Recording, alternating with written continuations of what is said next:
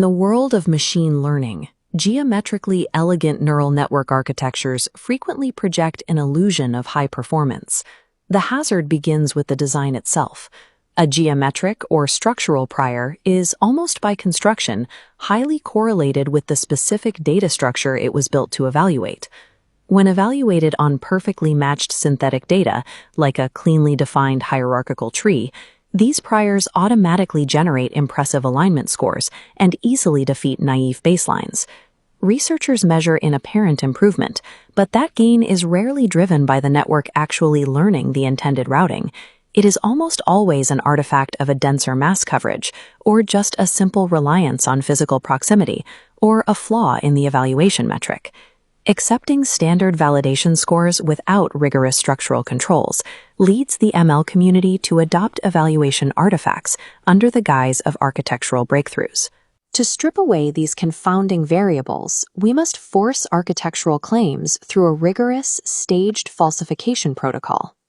This document shows the control ladder, an ordered sequence of checks where each rung is specifically designed to eliminate one common way an architecture can manufacture a false positive.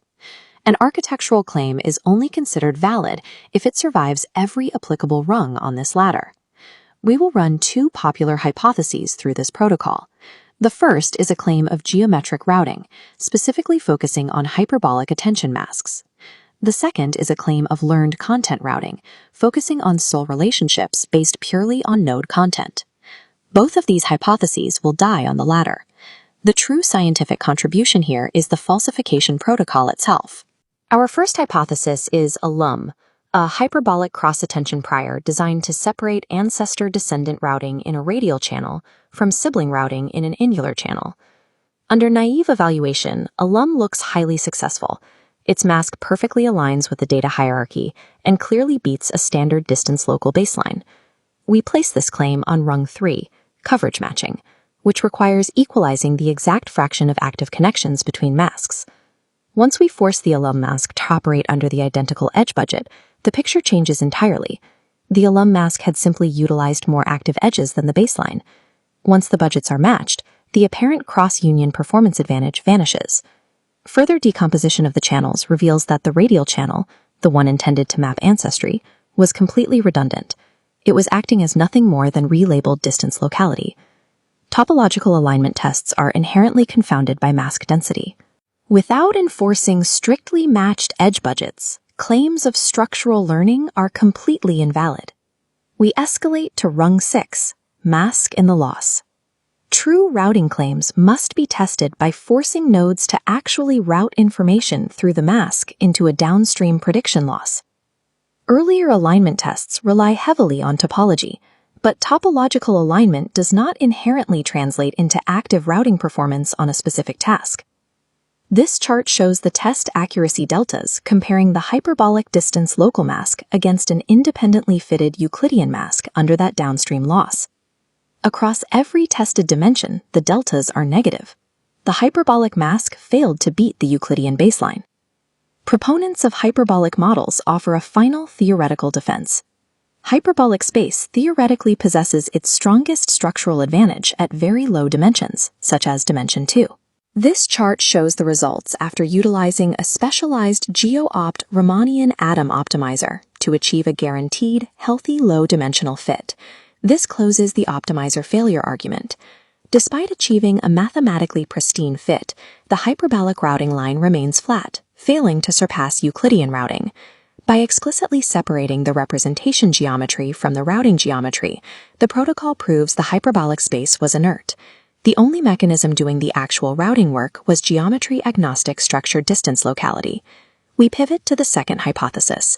If geometric priors fail, can a learned content-based sparse router succeed at finding structurally distant targets, like a parent node, that strict proximity misses? Before we test the router, we have to isolate the testbed against instrument leakage. This occurs when the evaluation environment itself inadvertently supplies answers to the model through unintended side channels. A highly specific flaw emerges. Researchers often use empirical null baselines that actually fall below the true no-routing base floor. This mathematical error causes them to mistake a target's prior imbalance for genuine data leakage. The scatter plot shows the local leakage diagnostic. Points flagged as leaks appear because the empirical baseline underfits the constant mode. The measured leak margin is purely an artifact of underfitting. The probe itself is not actually leaking information. Repairing the testbed requires replacing those empirical nulls with strict analytic prior nulls and explicitly isolating evaluations into held-out payload worlds so the model cannot memorize identities. Only executing 6 successive generator repairs does a hardened, certified testbed exist to honestly evaluate the learned content router. Empirical baselines systematically underestimate the prior. Any claim of a learned mechanism evaluated on them is suspect until the testbed is hardened. On this newly hardened testbed, the learned content router posts a seeming victory. It successfully baits the fixed distance local mask. The content router appears to recover the structurally distant parent node, seemingly proving that the network learned to find hidden relationships based strictly on reading node content. We apply the final, most devastating rung of the ladder to test this specific assumption, the matched capacity control. We build an identical router with the exact same parameter count, but restricts its input purely to pairwise embedding distances. We blind it to all content payloads. This bar chart compares the parent head accuracy of the distance-only control against the content router. The distance-only router closes twice the performance gap of the content router and defeats it head-to-head. The exact mechanical reason for this failure is that rank-based unreachability is not distance anonymity.